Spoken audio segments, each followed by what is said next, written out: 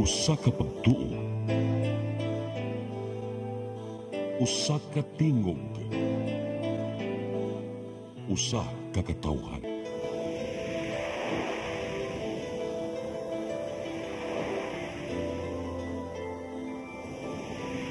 Cebu Catholic Television Network. Live gikan sa Cebu Catholic Television Network, Channel 47, nag-inusarang katolikong istasyon sa Tibok Asia nga nagbase sa Queen City of the South, Cebu. Mudalit ng tulumanon, Sairi, uban nilang Atty. Noemi Truya Abarientos and Ryan Mark Morinaga. Sairi, tulumanon nga matulun-anon, pagkalingaw ug labaw sa tanan, makahatag og higayon sa katawhan nga makapadayag sa tagsa-tagsa nila kabaruganan sa matag isyu nga atong tukiyon. Kini ang Sairi.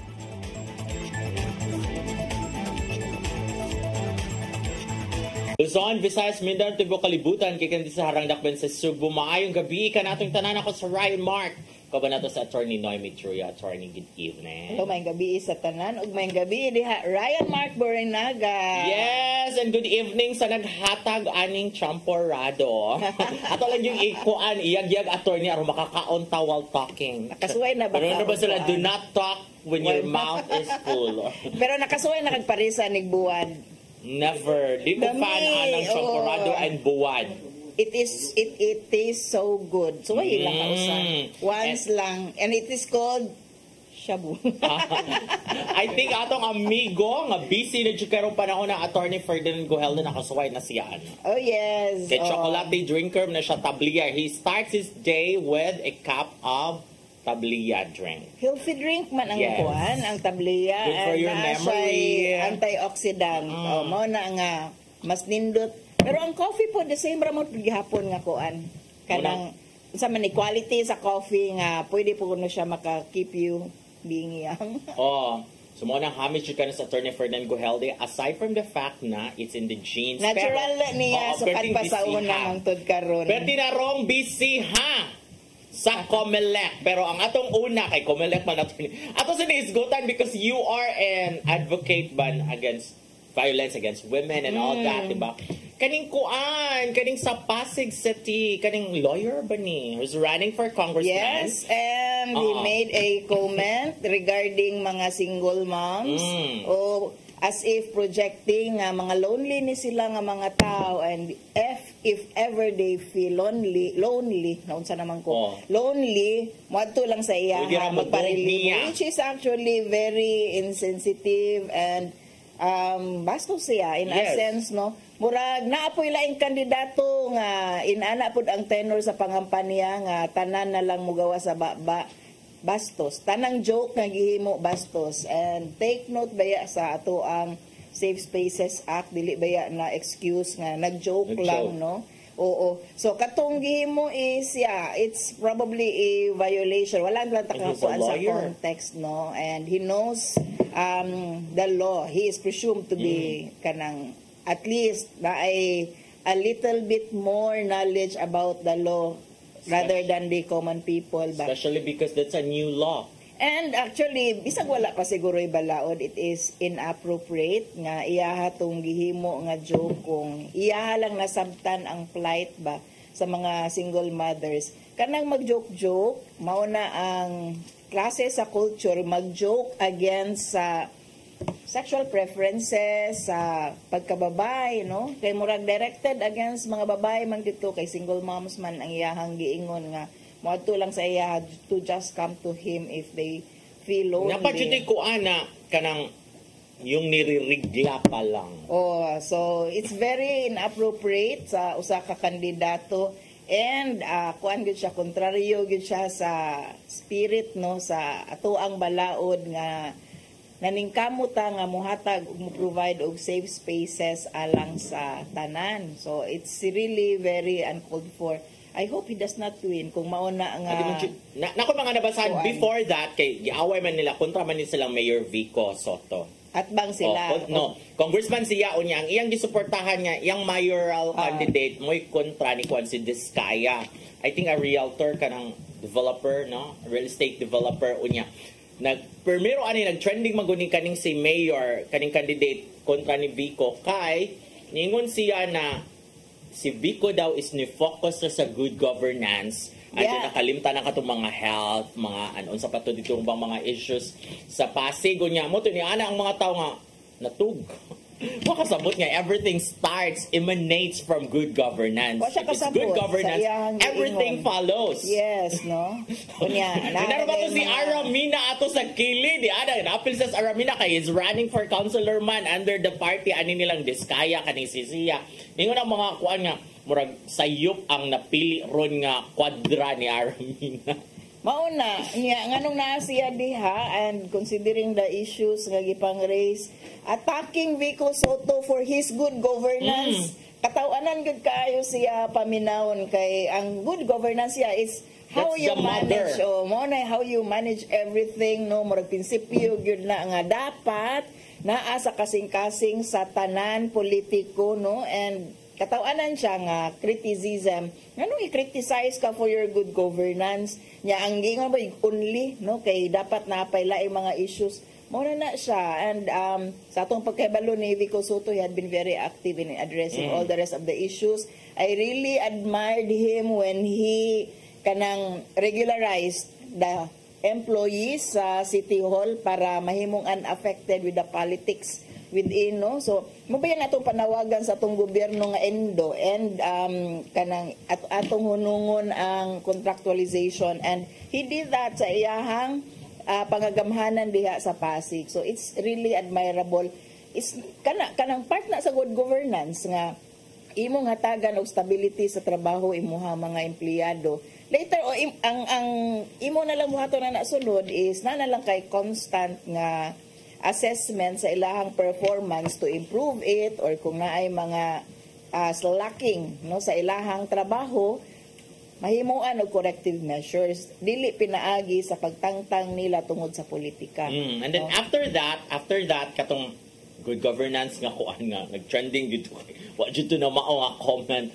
Nang sunod na sad is kato na sa nag-trending na sa tong post sa ni kaning Diskaya da kontra babay man ni siya nga kanang murag iyang gikuan nga murag nag-post siya fake news kay iyang gipalabas nga gikuan sila kay wala gi-allow sa Pasig City Government ang ilang gipangayo nga venue for their rally, and then gi-upload ni Vico ang katudyo original nilang letter request for sa kanang approval nga asa sila mag-rally. Niingon siya na mo man na iyong gipangayo gyud nga kuan nga venue sa sinugdanan pa lang from the barangay level hangtod nangabot mo din sa City Hall mo gyud nga venue ang gipangayo ngano maingon makakaron nga mo transfer mo to another venue kay wala mo gi-allow sa kanang govern sa Pasig City Government, and also para dili mabalda ang traffic.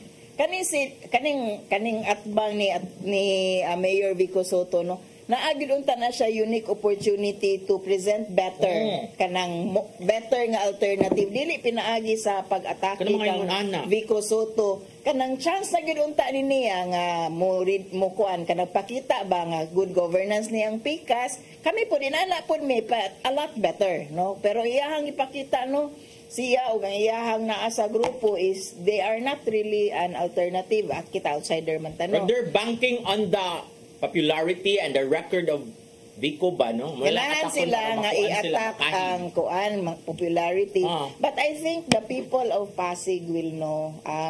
And I hope na ay discernment enough to distinguish, no, sa mga binuang o kaning actual performance ni Mayor Vico Soto kay awardee na ba yan sa iyahang good governance si Mayor? From the US. Yes, no? He's kuha nagyud kanang nagyud sa kanang murag role model. Transparency. Anya is very young. Naa naman gani uban na nawagan na himuon na to ni siyang presidente. Murag naa na siya napa kay naman na age limit, minimum age requirement ang mudagan pagka presidente vice. So kani prospect na nanaingon ana nga pananaw. Ang ako alang unta sa kung kinsa man ang muatbang ni Mayor Vico Soto is to go in the same direction of alternative politics, no, dili nga maoy muwanang mo kuan gani mo linger sa usa ka klase sa politika sa pagpangdaot, no, and walay klaro nga plataporma nga ako aning atbang ni Mayor Vico Soto, no, dapat magpakita na lang gyud sila unsa yung ilahang klaro nga plataporma. And that's how politics should be. Bisag sa uban pa nga mga lugar. Kung makakita ka nga kanang maayo ra ang pikas, kay mao matoy in effect gi-admit ni sa atbang ni Mayor Vico Soto nga maayo iyang pagpadagan sa iyahang good governance, no? Kay nganong atakiho na nimo ang good governance nga prinsipyo. So, inaana po siguro ang uban mga lugar dapat kanang padung na ta sa usa ka sakto nga politika. And then dito ko nakabasa because ani nga mga nag-trending nga topic kaning kontra ni kaning si Discay. Dito ko nakabasa sa mga comments nga ni ana ang mga kuan, mga taga-Pasig nga ikaw ayan siya sige ra makaglansar nga man kay daog-daog. Okay. So I think di siya kadaog gihapon karon. All the more gani siya kadaog because of this joke. Oh, sayang no, sayang babae pa man unta siya and I Kasi think Diskaya na kani si Ian siya kaning nag-joke somewhat, is lucky. But they're in the same party. They're in the same party. They could actually kanang Elevate. defend and elevate each other ba nga kaning mga babae nga naa sa iyahang pakaugalingong partido mao nay mo badlong niya and I think it would be good for them to Yes. apologize. Gawa sa iyahas mismo kanang what they think of him, no, as a kanang candidate within their party o niya naghimo og inaana nga mga sentimento, no, grabe ka misogynist. Ni-react si Women Kuan, Ana. siya nga kanang comment. Ni-react si Angelo De Leon, Ana, because Angelo De Leon is a councillor of Pasig. And then, she's running for re-election under Vico. Ningo si Angelo na bawal ang basto sa Pasig. Because I was once a single parent. And hiba kung unsay gibati sa mga single parent because of this joke. Yes. Single mother. Dapat ni og gender sensitivity ni ang kaning ningdagan pagka usa na siya congressman bayan gidaganan, no, kay simba ko lang yung taon og mudaog ni siya unya ingon ana ang panguna-una niya iyang dalon dito sa kongreso og mugawas bayan na sa mga balaod nga imong ipanghimo kung unsa na isod sa imong utok. Di ra ba dyan ko dyan gwapuhan? Awa. Di ra ba dyan ko Ano man gwapuhan dahil niya? feeling Pinakana, gwapo ana, dahil dyan siya? siya. Married ba ya siya? Ningon ba siya nga joke lang kay may asawa na po ako, ana. O niya, How- manigas kayo. Niya. And you'd wonder, no, how the wife Mo na ako you should have been more sensitive. Ana, unsay bati unsay mong asawa makaingon siya nga mo aring king gidislain akong bana nga mag-joke man siya. Jokes are half meant. And it would be weird kung mukatawag apil iyang asawa. Laban na offering himself to the single moms na kung feeling lonely sila, even if it's a joke, it's really in bad taste. Si Aramina kay wa mo katawang. Kuan ra siya na mahid siya siyang ilong ro siya kasabot siyang reaction pag deliver ato nga joke. Naikog siguro siya sa pagangan nga abogado pero sayop isayop. Dapat iyahan atong dapat ning call out siya and dapat ni issue sa statement after atong in defense of women single moms. Speaking of statement, gipangita ro ng statement sa DWOP attorney diri sa kuan sa Cebu City Government Department Welfare and Urban Poor. Unsa nang DWOP? Department of Welfare. For the welfare of the urban poor. Oh, basta inana kay gipangayo ro ng statement kay kaning ilang mushroom project, livelihood project sa mga dito sa Bukirang Bahin. 20 million day ang budget niya gipangayo na gipangita na ni Councilor Nestor Archival. Asa naman unsa may success rate sa inyong kuan nga murag wala man mulampo sa inyong mushroom. Asa na ang kuan? Supposedly kuan na siya kanang livelihood training. Murag I think it is part of the training sa kaning mga ganahan na ay alternative sources of income niya. Hatagan ni sila og lagi sila kit, no? 4,000 ilang budget per person or per individual. Okay, na ay mushroom kit, yes. ana, unya, ato nila i-grow ang mushroom. Nakasaway ko ana actually. Dali rabi agud siya. After 28 days, kuan man na siya kanang murag gina siya kanang screen, murag na siya. Nana dito yung mga gipamutang na dito nga mushroom niya. Imura nang bubuan kausa sa kaadlaw, namutangan na ni mo clothes. Ana, kinahanglan siya bugnong lugar din. After 28 days kay mang gawas sa itong mga mushroom, and then magsige na kag-harvest. Yung alternative source of protein, ang mushroom. So, it would have been a good source of income as well as food, no? Mahal baya na ang mushroom. Mahal kaayo. Gamay kaayo, depende sa klase sa mushroom, but dili na mo menos o kanang gamay kaayo nga pila na ka grams. 100 per 100 grams. 100 pesos per 100 grams. Piso per gramo.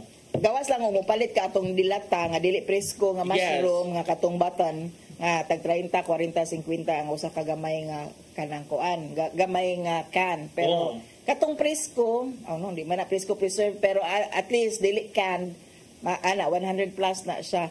That's expensive kay it's actually a very good source of protein. No, alternative source of protein. Sa mga restaurants in demand kay na sa mga hotels and all that. Unya mo lagi pangita laging output asa naman kay 20 million din yung budget niya. Murag mo gipakita, wa mo na achieve unya.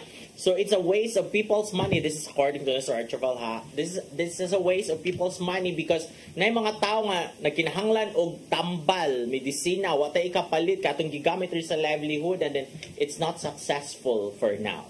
O asa na pangita ang report. Sa yung nabuhat. I think naanay ko naagyo na mapakita nga lista. Ang problema lang ana kung tinuod ba gyud and kung naagyo na distribute gyud kung ni succeed ba ang ilahang proyekto sa pagpatubo og mushroom kay dili ra man nakutob sa pagdistribute dapat ana mo roll man na siya dapat makahalin jud ka makahalin unya mo sustain gyud siya kay kanang mga one time nga mga projects ing kahuman ni ana kadagko di ay is a failure, waste of resources gyud na government resources. Sayang no sa kapobre nato kadaghang pobre unya ang ato ang mga proyekto pang short term lang dapat mas long term. Sa session ni sa Cebu City Council pag Wednesday man na ilang session no nga mo to na ni ana ang diwa pa na ako ni succeed nasa ko na yung napalpak.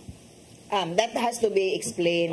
Unsa gipasabot sa naining succeed ug naapoy ni palpak no kay unsay klase sa palpak para nako dapat kanang kung nindot ang practice ila na ipanghambog as source of income. Kung katong mga ning palpak wa naka-harvest, find out why. Ngayong wala. Usay biya kung siya bisi magbobo ang mo siya butanganin mo di man jud mo siya boboan ang katong cloth imo ra to siya ihumol sa tubig and mo to siya imong itabon ato niya nya kung sige daghan na kay tubig malata na siya actually. Nakapatubo gyud ka. Yes, naka-harvest ko. Pero wala na kamo padayon. Oo, kanang kapoy lang siya. Kinahanglan ko na siya space niya. Dapat nga na siya sa banggera kay ganahan na siya og bugnaw nga lugar. Humid and bugnaw. Muna yung ganahan. But yeah, it's interesting. Makahappy siya nga. Ikon mo, oh my God, mag-harvest sa sakop mushrooms. Ang arte. Mo para yun after this break.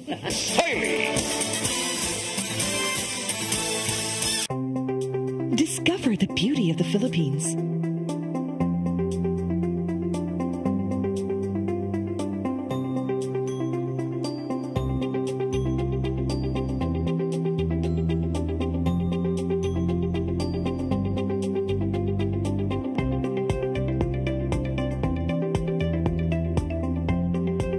With Philippine Airlines, the country's flag carrier.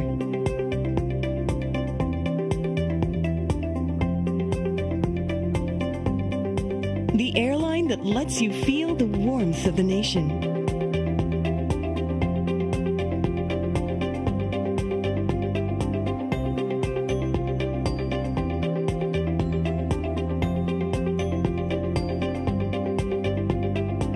Mabuhay!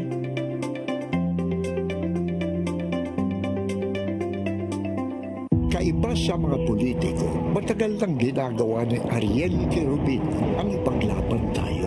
Kahit sariling buhay inaalay. Ngayon, iba ang laban. Pero tuloy ang misyon ni Ariel Querubin, ang ipaglaban tayo. Kung medalya ang sukatan at hindi pera, si Ariel Querubin, ang ating bayani, nakarapat dapat sa Senado.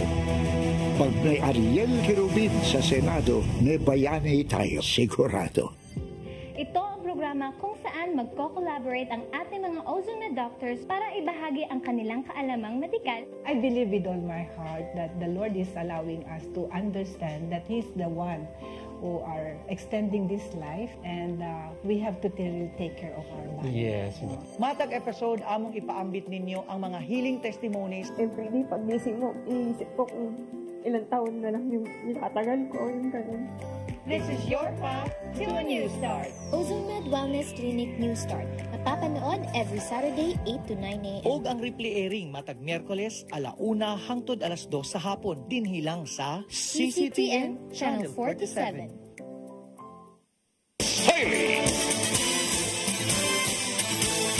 Okay, ning balik na mi human Lamig ang sa champorado. mga break at mingon jud mi kadjak sa mga unsa mi kadali no kay thank you kayo sa sponsor sa Thank you ni Fergie. Champorado. And Yes. thank you sa Sinis Cebu manino. Yeah. Pakaunin sa mga taga Sinis Cebu nga nag-meeting. Thank you so much Sinis Cebu. Katong mo pa yung mga internet. Pwede magpakunik mo manino, Dave, no? Sinis Cebu. This is, sa tawag ani? Cable and internet in one.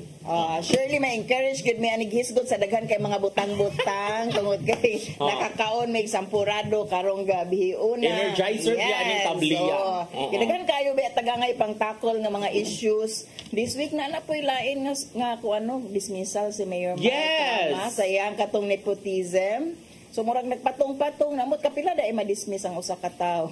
No, so na-dismiss ni siya murag moot na and academic na ang kanang iyahang dismissal kung insister siya nga hinuon nga siya gihapon ang mayor o sige ma-dismiss ta gihapon siya. Iya ka to sang gifile ni Mikel by pag-pronounce na kanang anak ni Mayor Mike against Mayor Raymond Garcia kay the validity of his kuan ka mayor gidismiss sad.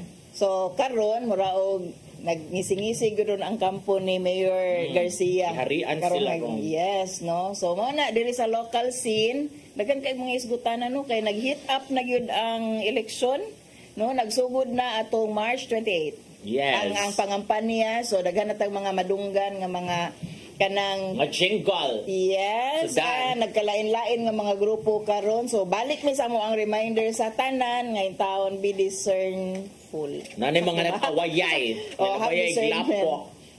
Well, kung ingon bitaw na kanang pirma-pirma og peace covenant. Kaya what yun siya, nada. Pirma-pirma covenant. Pero namgapon na sa mga lapdog. Di sila mag-away sila ang mga kandidato. Pero ilang mga lapdog dito, mga keyboard warriors, piting away na. Pero I think it's still good nga mag-peace covenant mo at least kanang promise to each other nga di mo magpinatianay siguro no and kana that sense ba nga naman mo responsibility unta sa public and keep up with it. Kung wa sila ga comply anak kay grabe gahapong online trolling, online attacks, it's for the public na gyud to discern kay namirma naman way gamit. So kinsay wala mo comply. So ang mga naa sa publiko, kita mga botante, ato yung tanaw ni mga namirma sa peace covenant niya. Tanawon po nato kinsay mga wala ni comply. Ang wala ni comply dili butaran. Ana lang nga consideration and sa national scene karon kay abi ba natog nagsesyon na ang nagbreak na ang Senado no kay mao ra ba to ang balibad ni Senator Cheese Escudero dili ta ka open para sa impeachment ni VP Sara kay we are on a break. Pero Senator Amy Marcos called for an investigation sa pagkadakop ni President Duterte. Pwede di ay? No? Yes, karon ongoing ang investigation. Last week murag nato sila yung mga resource persons and then this week ilauntang i-invite ang mga naa sa executive pero naay memorandum no ang executive secretary nga dili ipa-appear dili ipatunga murag the same parehas na sa gipangbuhat sa una sa panahon ni President Duterte kun di na sila dili pa istoryahon hatagan lag memo nga ayaw mo tunga o dili gud manong nga tinuod kay na may memo gikan sa taas karon same lang gihapon murag mouse gud ni baus rataan ni so naay Senate investigation si Senator Amy Marcos on the alleged irregularity and illegality sa pagdakop ni President Duterte and nagpakanaog og memo nga ay mugtunga. So karon nagkalingaw sila dito Senado og yaw-yaw among themselves regarding sa pagtunga and Senator Bato de la Rosa made several utterances no mura og kanang katawanan nga mga utterances but we are also interested sa kay gihuna-huna sa mga tao regarding ani particularly na siya giingon nga angayan gyud i-punish no kanang silutan ni President Trump ang mga ning tabang ang tag-iya sa eroplano particularly kay naman siya premise good nga somehow pwede magukod ni Trump kung citizen or kanang sa US. US citizen ang kanang na properties dito. So angay silutan, angay gukdon kung kinsa man to. kaning isip tabang kang President Duterte kay kaning iyahang pamahayag base pud ni sa memo nga gipakanaog ni President Trump opposing the ICC, International Criminal Court.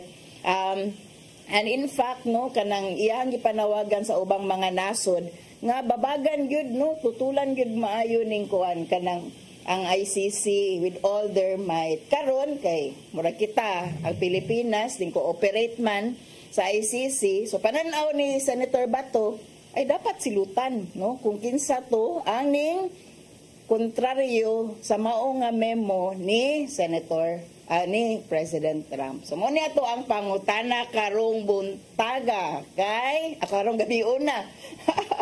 Tungod kay nanay question og sovereignty makahataw niya nganong kuan nganong patabang no nganong kanang pahaba dayon ta sa presidente sa US. So karon atong pangutana mutuo ba kamo nga tabangan ni President Trump si former President Rodrigo Roa Duterte sugon sa bahad ni Senator Bato de la Rosa?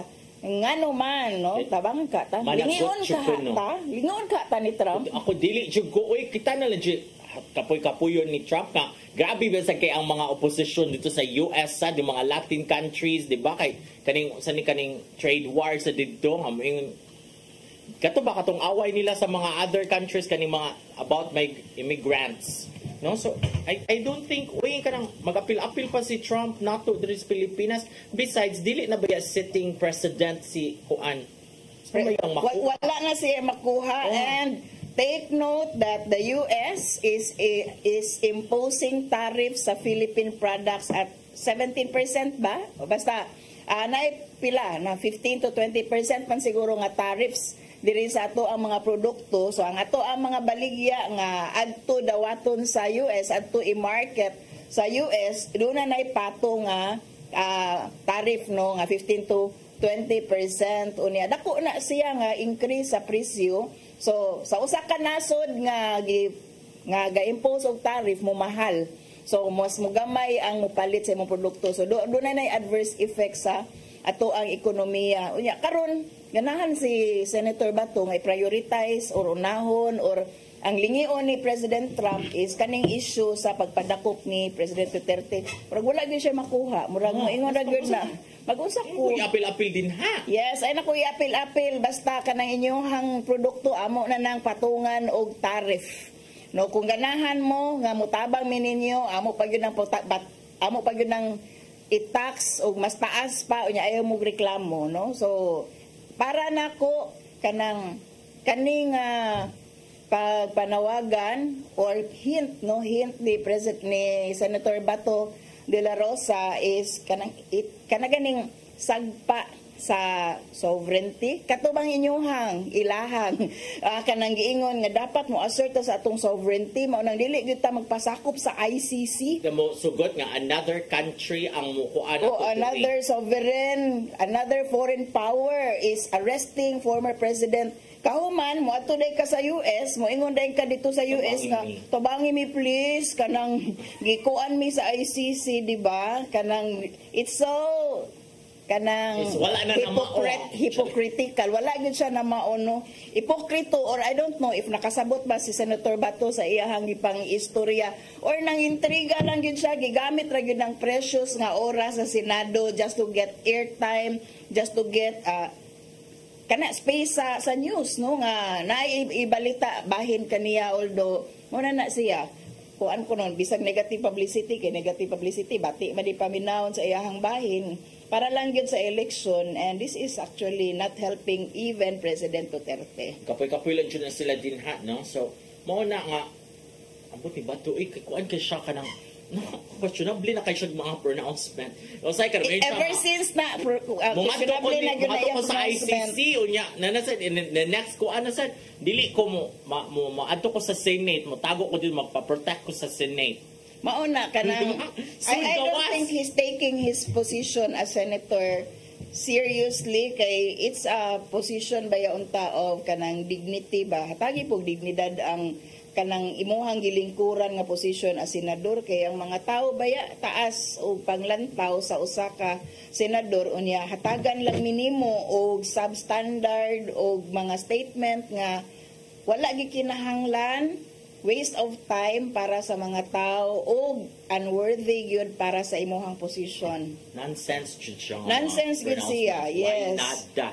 O dili angay tuhuan. Dili gyud ni siya angay tuhuan ni President Trump, no, especially nga I think President Trump is solving their own problems sa US. Ang problema lang yun sa mga Pinoy, murag mo ni ang irony kay daghan ra bang mga Pinoy daw nga ning butar ni President Trump unya karon President Trump is imposing tariffs, no, high taxes sa ato ang mga produkto diri sa Pilipinas. Wala pa pud kaha nag-reflect nga basig na sayo pratong ato ang gipang inyuhang pagbutar ni President Trump, but then it's his prerogative. Actually, it's prerogative gyud na sa US President, no, unsang iyang ipang-impose, unsa iyahang direction nga himuon ngadto sa iyahang nasod. May ngarato sila dito sa US nga nabudol po kami.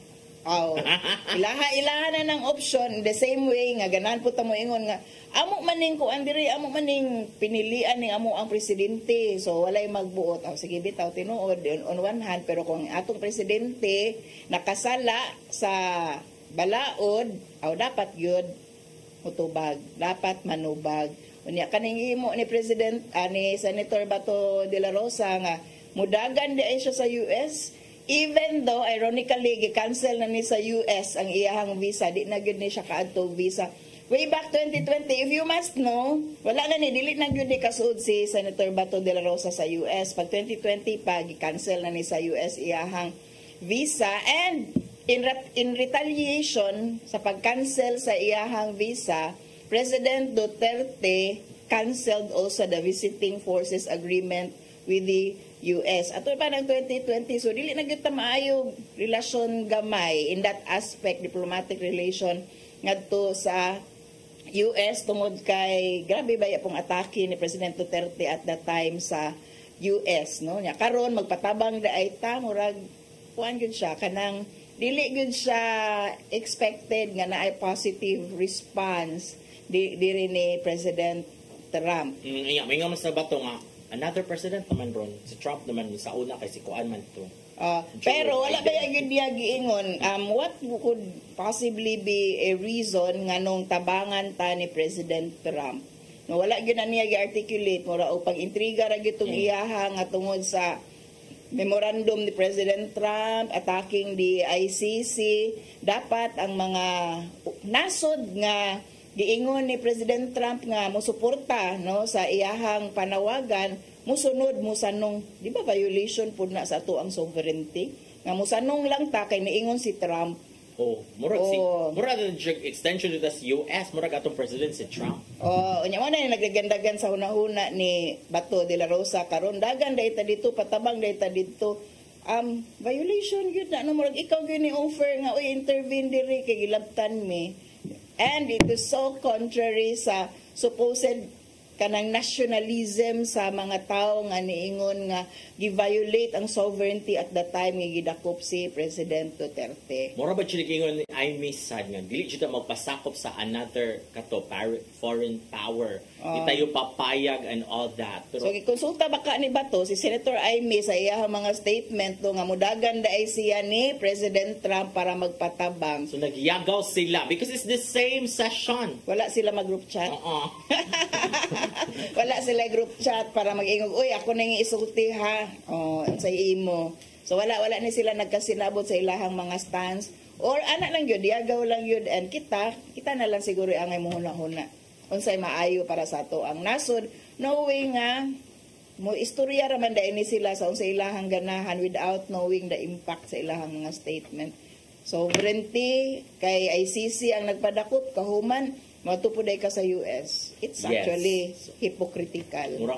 Ano ba talaga? Anyway, before we go to our next topic. Napatay ko aning comment. Yes, na isang aning react kani si Gerbert Trusino. Ato nang Soki Medtech.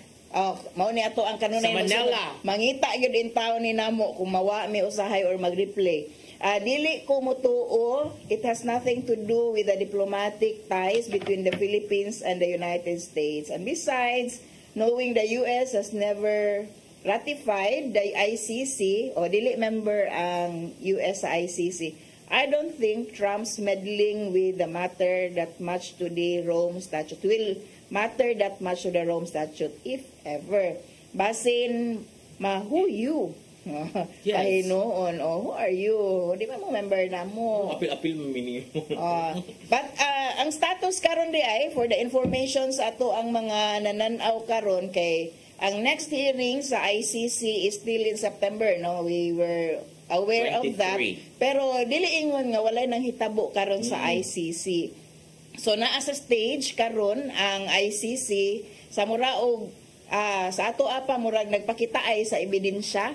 So ang prosecution nagpakita sa unsay available nila mga evidence, dili ra na one day ha kanang entire process na siya.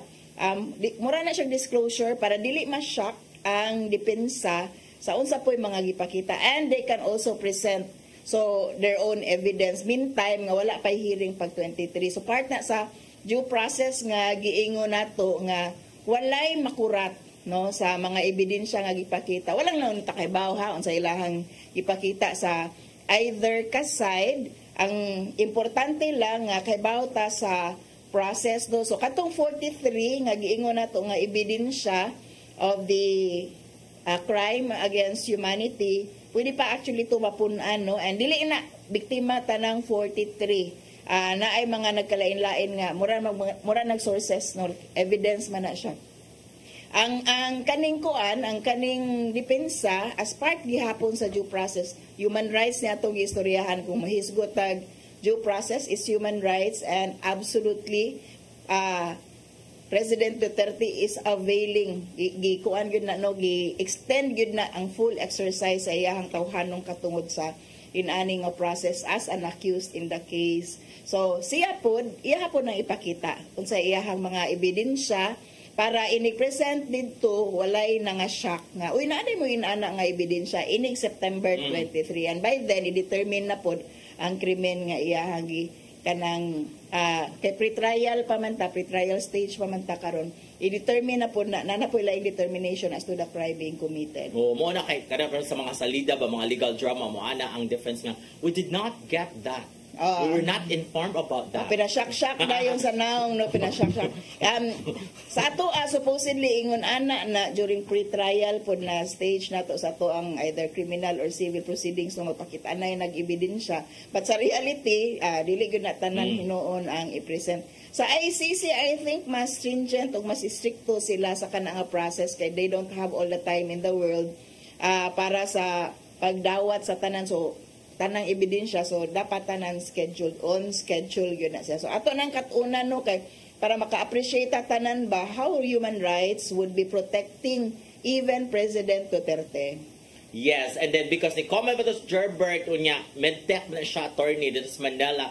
Before tamo pa sa itong next topic, ato i-congratulate taga Veles number 1. Uy, congratulations sa medtech exam, licensure exam, the only one from Cebu. Wow. Nga school. Nga be siya mo very number proud. 1 si Jerry Andre Delica Arbotante from Veles College, 92.30%. Okay. The rest kay na mga taga Cagayan University, Cagayan State University, San Pedro, mga layo. Siya rin taga Cebu. Usually, kay daghabya kay mga taga Cebu nga masunod sa top 10, but this time, usara rin taga Cebu from Veles, and then and number 1 siya. So wala sa dagang ang naginusara nga top notcher sa Medtech. Medtech. Yes. Congratulations. Kanas Gerbert kaya murag sa Tacloban maka-graduate Gerbert. No, but anyway, so oy chika sila. Kay bawag. Okay mo message na gina siya. Basta why Syre? Asa na ka, sir? Asa na mo, sir? Ano walay Syre, sir? Mo ana, thank you kayo, Gerbert, sa pagpadayon sa pagtanaw, ha. Pero na siya makaliwat sa Mingal Lilia. Mo ana na siya usahay nga kanang replay lagi ni. Asa day mo? O, di ba? Kay balugin sila. Yes. Okay, so our next topic, attorney. Kato na pong mga OFWs nga naki-birthday.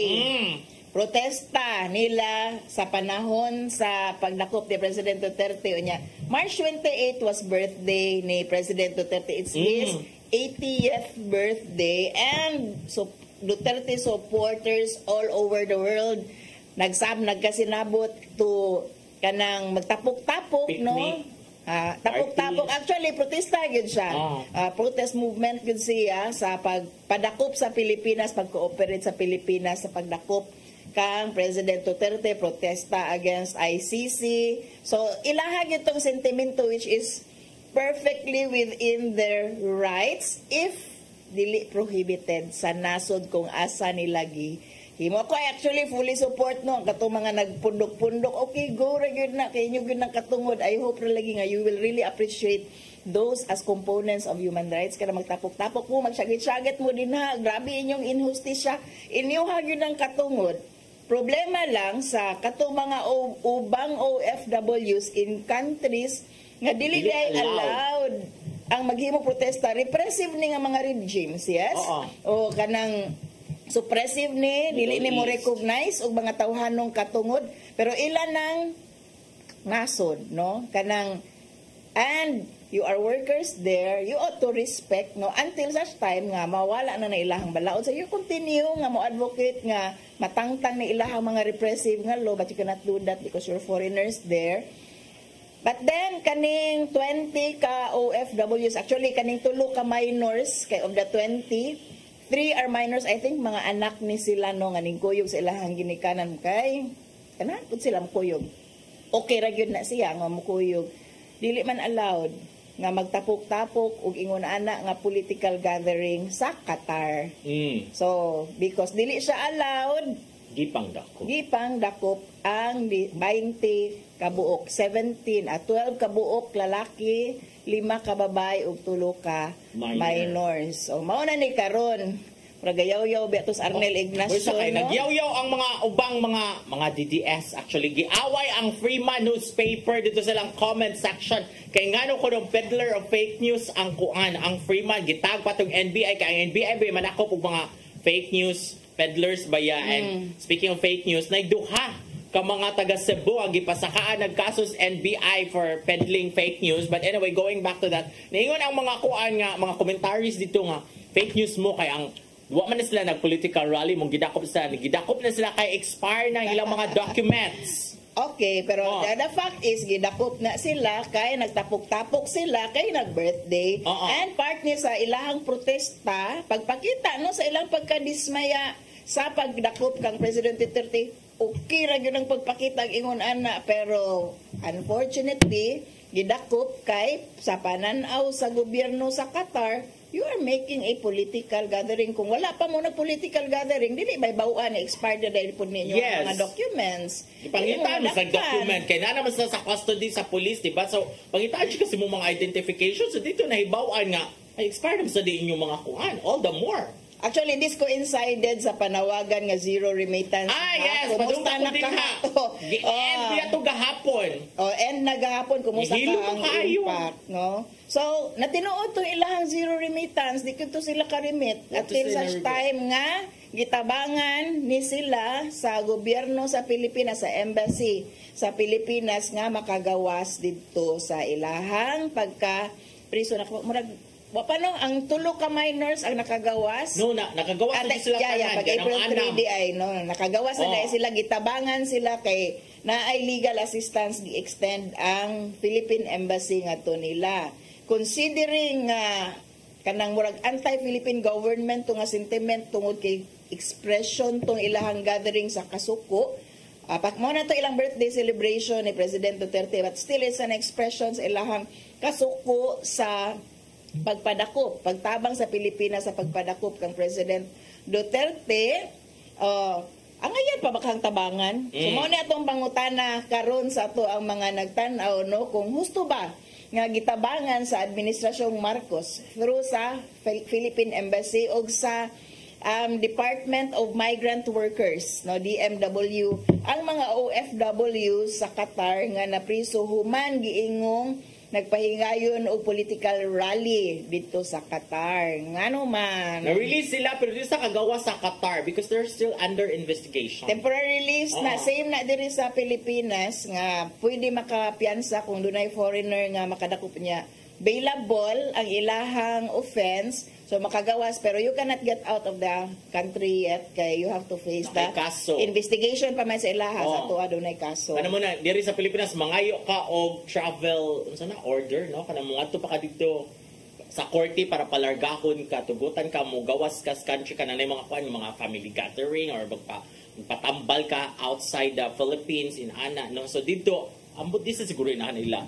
Just siguro ka pwede mong hawa while under investigation. Actually, no, paspas kayo ilaha bayang kanang sistema dito, which we can appreciate. Dali, nakagawas naman po hinoon sila dayon. Pero temporary lagi, they must post bail o pila to thousands to nga mo, equivalent to pila ka billions diri sa Pilipinas. Unya kung 17, kaya ang tulo ka minors, murag sa ilang minority gipagawas, ang kaning 17 times pila ka millions, nagjoke ang mga tao nga adto na lang i-direct ang inyong donation kay kanang unsa ni kanang para doon na ikapiyansa, pero wala man daw ko nagipapiyansa, so asa daw ko ni paingon ang donation drive para ato nila. Murag ni gipabayad ba jud sila or gi-negotiate gid sila sa Philippine government. Murag gi-negotiate gid sila, no? So which will bring us to this question now.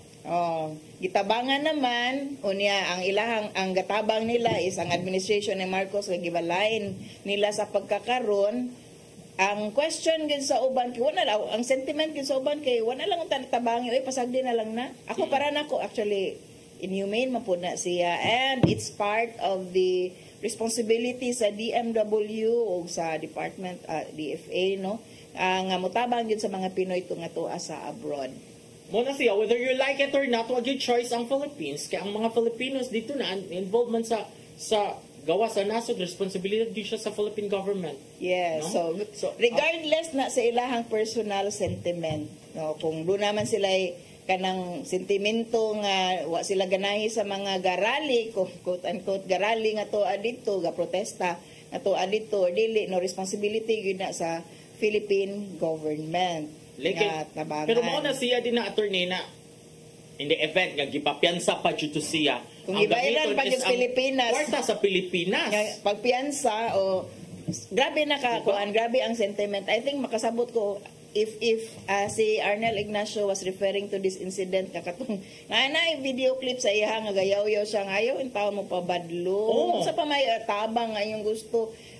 In general to yung pagkasulti nga masuod mo kriminalidad diri, tabangan mo namo, arimi diri na napun mo ilaing ginakomit nga crime. Owa man na siya, no? Owa or karon DMW, Department of Migrant Workers. Unsa pa may inyong gusto, no? So ay mo malabig pabadlong kay kapoy pud in town sa mo ang bahin. Actually, mao na gyud na ang price of public service, no? Regardless, si Arnel Ignacio is known as a DDS, di ba? Iyahaning panawagan siguro sa iyahang mga fellow supporters ni President Duterte nga ayo taong palabig pabadlong kay mahurot po siguro amo ang pasensya. But yet, they still have to help. And then mo na siya, mahurot lang pasensya. Plus, mahurot atong kwarta. Uy, kwarta Pilipinas. Daghan na biya kay tag-utang niya. Wa man gyud choice ang Pilipinas kung nay mga inaana ma-involved sa gawasan nasod kinahanglan gyud mo tabang unya mo lagi papiyansahon ka millions ang mawa nato diri unya para ipiyansa ra dito nga war ba gyud nagsugo ninyo nga mag-ingon ato mo in the first place. Ako okay ra jud ko nga nagrally mo dito, and I just hope lang you were ready for the consequence of your action kay I don't think nga remiss ang embassy sa pagpahibalo nga dili kay nagpagawas na daan og advisory ang Philippine Embassy sa Qatar a day before or days before kay nahibaw-an naman to nga nanay panawagan nga na ay mass action nga in town tan-awa ang mga balaod sa inyong mga nasod kung asa mo kay kung dili ni subay sa ilahang balaod murag madakpan gyud mo sa konsekwensya. Pero warning na to, nagwar na to daan ang Philippine Embassy sa mga nagkalain-lain nga lugar regarding the protest action. Conscious po taon sa mga balaod nga naa sa tong lugar kay foreigner ba yan mo? Yes, naman ka dito. You are working there and you are there kanang at the behest, no, sa kabubuton sa imuhang gipuy. Mabitaw to nga kato si sister katong usa ka Australian nga madre diri sa Pilipinas nga wala gyud intay gibuhat diri no sa Pilipinas except pagtabang sa mga kabos, wala lang gitripingan lang gyud siya ni President Duterte. Kaya naaman siya na-align sa mga critics good no, pero she's here to help Filipinos. Pila na siya, 20 ka tuig kapi na siya sa Pilipinas. Ipalayas gyud siya ni President Duterte. No, kay dili ganahan si President Duterte sa mga organizations nga kuyog-kuyog diri sa Pilipinas, no, and she was actually known to be helping really the poor. Bisag walay rason nga mapalagpot siya diri sa Pilipinas, gipalagpot jud siya, no. Same ra gihapon na sa mga kanang ubang mga Pilipino nga naa sa laing nasod nga angayan gud gihapon mosunod sa balaod. So kana sa Qatar dili man siya allowed. Then, pangitag paagi nga makahimo mo sa inyohang protest nga dili mo maka-violate sa balaod. Sa mga na ang parlance kay meta-legal tactic, no, kan dili prohibited, so you can do it, but dili po siya provided nga you can do it. So you're halfway between what is prohibited pero dili what is not prohibited, so dili illegal, unya kanang what is prohibited, what could be illegal, no, kung gi-prohibit pa. So halfway siya, you are taking advantage of that. You could have find some other means. Pero, kung inyo gyud nang gituyuan nga mapriso mo, una-unaan na lang po ang consequence. Oo niya. Dito, at least dito sa Netherlands, kay gitarong sa istorya dito. Gikuam sa to sila, gi-call out sa silang attention kay ang ilang gipangayo nga permit is picnic na siya. Yes. And then, murag, it turned out nga, nahimo na mag-siyang political gathering, kaya murag nanam to yung mga nag-speech and all, and then, gitarong sa istorya, and then, gi-remind sila nga, dapat, dili mo sugwak dito sa akbang na nga kuan, kay makabalda na mo sa traffic. Kay, it is within your right, matter of labeling. Muna akong gitawag ha nga, meta-legal, di man siguro sila ma-allow kung protest action ang ilahang ipananghid. So, ang ilang ipananghid kay picnic, which is actually, okay ra sad gyud. Unya, mag-istorya mo diha, okay ra sad gyud. Kay Banding, yan na ay mag-istorya dito. Murag, dili po siya ingon nga prohibited gyud po, no? Kana, mangita kag paagi nga kanang makalusot ka. I think that's what they're doing as a defense sa Qatar, no? Naingon sila naki-birthday, raman mi dili man to protest action. So, you present that in court, and that is called due process. That's human rights. So ayaw ipanghimaraot ang human rights kay you are enjoying it sa pagkakaroon. Makaipong sige niyo, moro sige niyo yung depensa. Yes, no. Muna inyong kuan, protection, armor. Yes, no. And you can really shout it out to the whole world nga gi-violate inyong human rights kung dili mo subay sa proseso, dili mo mahatagan og due process. In the same way nga gasyagit mo sa panahon sa pagkadakop ni President Duterte nga gi-violate iyahang human rights, no? So I hope you will not condemn other people also for asserting their human rights kay pangpatay na sila.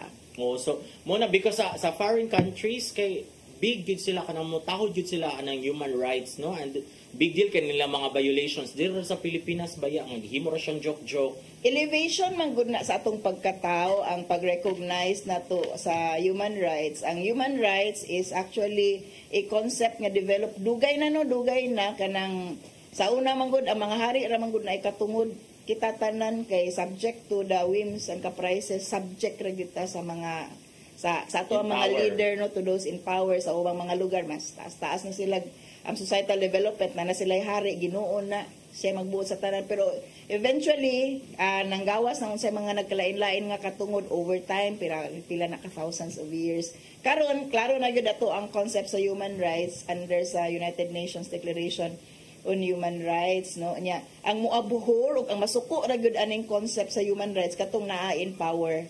Kay malimit man gud ang ilahang pag-exercise sa ilahang katungod tungod sa limitation, inherent limitation, kay you must respect ang concept yun sa ato as tao. We are human being, na ata inherent namang katungod which should be respected by the government. So kasagaran nga masuko sa exercise sa human rights kaning naa sa gobyerno kay dili man sila makapataka og himo sa ilahang ganahan buhaton kay naay inherent nga katungod ang matag usa nato, which all of us should be exercising. O, sumo na siya sa pangutan na, husto ba? Gitabangan, husto. Kaya Ato magyud yun. sila choice. Ang may choice ang Philippine government and also, ingon ana, dapat ang panggobyerno nga, whether kontra ka nako or kaalyado ka nako, dili ko mong tanaw kung sa mong political color, I have to serve you. I have Yes. to help you. And dapat bisag because kontra ka nako politically, dili ka nako gok doon just because you are political. I will enemy. kuan. I will not dili sakto no nga kanang dili sila makabalibad sa paghatag og serbisyo kay part na sa ilahang gihuralan sa pagdawat nila ana nga posisyon. So sakto ra gyud no regardless sa ato ang political belief, kung sakto bag dili ang pagrally or ang pag-protest action sa ato ang mga kababayan sa mga lain nga lugar, duty bound gyud ang ato ang mga nagkalain-laing ahensya dito sa maong mga nasod to help. And then mo na siya, mo balik dito sa Pilipinas, unta mo na itong tanaw nga inigpili ito sa kandidato, ang atong butaran ka ng mga ingon anak nga kalindato nga, kung malingkod na makalingkod na sila or masuksok na sila din ha sa kagamhanan, dili sila magtanaw political color. As in, inighuman sa election, dapat human na, wala na color, colorless na ang imong public service. Because you have to serve everybody. Whether nibutar ka na ko or wa, serbisyo ka natika because you are now my constituente. Oh, and ang ilahang pagtanaw gyud is it is already their duty and obligation to give that kind of service sa tanan regardless pa sa ilahang political leanings. Kay mao ra ba ni dayon no pangutan-on ra ba dayon ka kinsa imong gisuportaan pagkatapusang eleksyon? Unya katong mga wala ning suporta, mapugos og hilom-hilom kay para mahatagan og kuan. Like kung negosyante ka, lisod-lisodon ka, dili ka hatagang business permit, dili perma mong business permit, or kung napirmahan na, pangitaan na sa kag buslot, dagan pa kay pangitaong mga kuan, kaya kan ka na mga permit and all that. Uso na siya actually. Mauna sa local. Mauna, that's patronage ka, politics. inig makalingkod na. They are trying to kanang kuan gyud no develop kani yung pagpadayon sa patronage politics ba nga pasundon ka kay masatagan ka og kanang kuan sa ngalan ani daghan kag benefits kung naa ka sa ilahang bakod. Mo na siya like kanang adto sa mga probinsya magpataod kag tubig, dugay-dugayon ang pag-approve sa imong application for tubig because wa ka ni butar sa mayor. Ayaw na magbutar og inaana nga klase nga mentalidad. Dapat mo na atong himuon nga barometro kaning nahitabo karon di good siya kuan pero mo gyud na siya ang dapat. They are actually not elected officials ang katong mga ningtabang kanang mga naa sa mga different executive branches no appointed na sila. Pero ang mga mo-appoint nila maoy probable nga mga elected officials no kanang nanawagan kita karon og good governance. Balik ta ni Mayor Vico Soto. Exemplified yung kayo na niyang good governance nga magkat-on pud kita ana gamay no para in town masakto-sakto pud ang kalidad sa ato ang mga naa sa pangagamhanan. Mo na siya uy makatawa mong ko ba sa makinom sa ko ana nga ang iyang attack against Vico Mayor Vico focused on good governance. Kung kaasa di siya dapat mo focus. Mauna. Wa siya kasabot sa iyahang giingon unya delikado ning mga ingon-ani nga politiko nga kasabot og unsay good governance no nga prinsipyo na sa paghatag og serbisyo sa tanan nga angayan nga tamdan sa ato ang mga voters karong panahon sa eleksyon. Dili ka makakuha na nga seal nga good governance ka kung ang other mga kuan issues sa imong kuan mga concerns sa imong locality is palpak siya. So kung ingon ana nga na known ka nga for good governance ka, meaning to say successful ka sa other mga needs like health, mga actually ang ako nakitaan ato ray nga ilahang gipakita nga mga videos kay napabiya gihapoy pobre sa Pasig no unya napagihapoy mga wala pa ma-fulfill nga mga panginahanglanon kay I don't think magbuhat po na ni Vico Soto in just a matter of pila pa last term niya karon sa 2 terms lang. Sa 2 terms niya mabuhat niya in just 6 years kay 1 term is 3 years pero he's doing wonders becoming an example sa unsa dapat ang pangagamhanan no niya. Grabe ka transparent nanghambog to si Mayor Vico Soto, panghambog yun nato ni gamit nga term, no, kay iya man yung gipakita kung pila ang ma-save sa ilahang, pila ang na-save sa ilahang local government tungod kay transparent ang ilahang transaction, na-save in terms of kani gikurakot na unta ni, pero amo man githimong transparent ang mga bidding, makita nato nga wala nay naka-porsyento, wala nay nakapangurakot sa diri nga aspeto sa iyahang pangagamahanan, which is very good. Kanang walay pangurakot, walay nakapamorsyento would translate to kaning nga supposedly kurakot moadto ni sa services. So ang sunod na natong tan-awon ana, pag-exercise sa governance long term, ang pag-translate na ana into ning improve ang services, ning improve ang quality of life sa mga tao nga naa sa Pasig. Kaya sa improve ang output, like, because wala may kurakot, wala may mga under the table and all that, ingo anam guna ka ng ato rin hibawan had mga studere gunili kana bang construction done kanang because ang contractor is dako na kay siya gibigay to the to the mayor or governor. This is in general ha, nothing in particular. So muna siya nga iyang aron makabawi siya sa iya ng under the table to the public official, bawion niya diri sa iyang kuan, sa iyang output mo nang nipis na lang kaayo ang dan. Kay kung iya pa yung kayong mga substandard, substandard mo nang ma-substandard because kung iya jutong i-follow kung unsa ang standard, wa na siya makuhang iya. Mao na. Dako naman kay siya kuan. So that's it. That's part of good governance. Unya, mo translate gyud na ang good governance into eventually maayo nga quality of government service. So dili in taon na to sa wayon ang good governance nga mauri na good governance ra ka. Actually it's everything. Yes. Hindi nakatawa jud ko ating ha. Unsa good governance problema din na good governance. That's very good news nga good governance gud si Vico. Iliangay sa wayon. Kaloka. Kinsa siya kahit ko ana to political strategist, you should have hired me. Open campaigning sa part ni Ryan Mark Borinaga. Pataka lang, pero dili na kumudawat ana kay lisod ka na Vico Pildihon jud. Di jud na mapildi. Padung na lagi daw ko no presidente. Kita mo mapildi ani kung di ta manghunong attorney. So let us say thank you sa PAL, na siya po si Palma, ni Nanay Diana Limchua, ni Tatay Dudong Limchua, ni Robert, si Inday, si Matmat, si Mabel, si Joanne, si Brian, si Dave, ug si Ferdy. Wala na panahon, magkita nagbalik sunod sa Badupuhon, din lang siya paborito nga kasaw, matag panihapon. Saire!